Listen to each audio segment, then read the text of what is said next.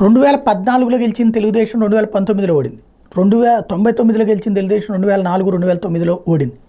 కానీ కమ్మ సామాజిక వర్గం ఒక 10%, 20% వేరే వాళ్ళ వైపుకి టర్న్ అయ్యి ఉంటారు, కానీ 80% అటుకే ఉంది.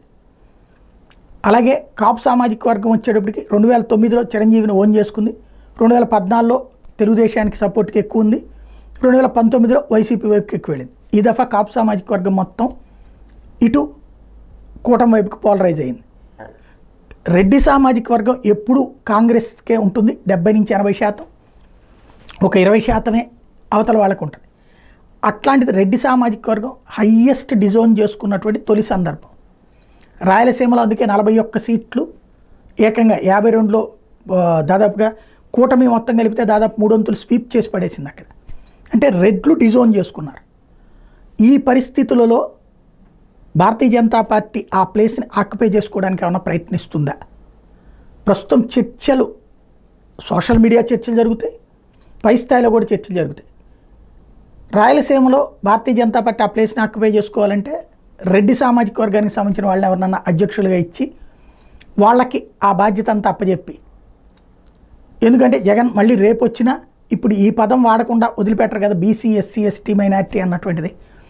కాబట్టి అటు వాళ్ళని తీసుకుంటూ ఇటు పార్టీని, ఎందుకంటే కూటమిలో ఉన్నారు కాబట్టి బీసీ, ఎస్సీ, ఎస్టీలు నమ్మింది మళ్ళీ ఇటు కూటమిని ఎక్కువగా.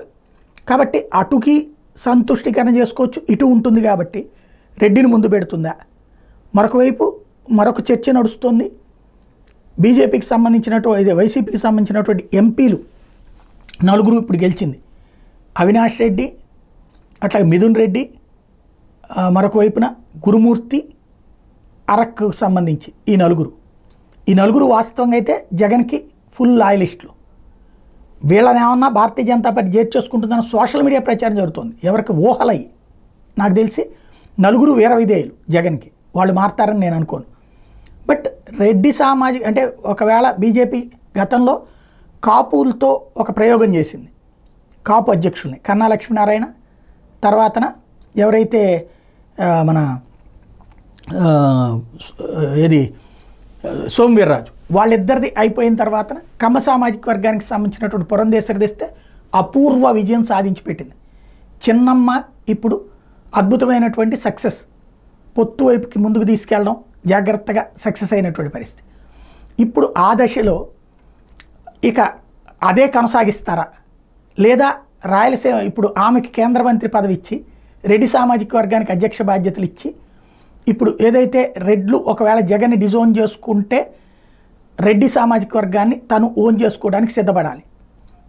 అదే ఇప్పుడు సోషల్ ఇంజనీరింగ్లో థర్డ్ పార్ట్ బీజేపీకి. ఎందుకంటే ఇప్పుడు ఆల్రెడీ ఇక బీజేపీ ఇక్కడ కాపు సామాజిక వర్గం ఓట్లని ఎక్కువగా సాధించుకోవడం అనేటటువంటి, అంటే కాపు సామాజిక వర్గంలో గ్రిప్ సంపాదించడం కష్టం, పవన్ కళ్యాణ్ ఉన్నారు కాబట్టి. కమ్మ సామాజిక వర్గం గ్రిప్ సాధించడం కష్టం, చంద్రబాబు ఉన్నారు కాబట్టి. మిగతా సామాజిక వర్గం రెడీ కాబట్టి వాళ్ళకి ఇప్పుడు జగన్తో ఈ సోషల్ ఇంజనీరింగ్ మీదన విరక్తి చెందున్నారు కాబట్టి ఆ ప్లేస్లో ఆల్టర్నేటివ్ లీడర్షిప్గా బీజేపీ ఏమన్నా మొగ్గు చూపుతుందా? కిరణ్ కుమార్ రెడ్డిని కానీ, విష్ణువర్ధన్ రెడ్డి ఇట్లాంటి వాళ్ళు ఉన్నారు కదా ఆ పార్టీకి, వాళ్ళకి ఎవరికన్నా రాష్ట్ర అధ్యక్ష బాధ్యతలు అప్పచెప్పి, రాయలసీమ వాళ్ళు కాబట్టి రాయలసీమలో ఆ వైసీపీ శ్రేణుల్ని తమ వైపుకి పోలరైజ్ చేసుకుంటారా? బీజేపీ కనుక రెడ్డిని ఎవరినన్నా అధ్యక్షుడిగా పెడితే ఖచ్చితంగా అది జరిగే అవకాశం ఉందన్న సంకేతం వెళ్తుంది. అప్పుడు బీజేపీ వైసీపీ చెక్ పెట్టినటువంటి సంకేతం వెళ్తుంది.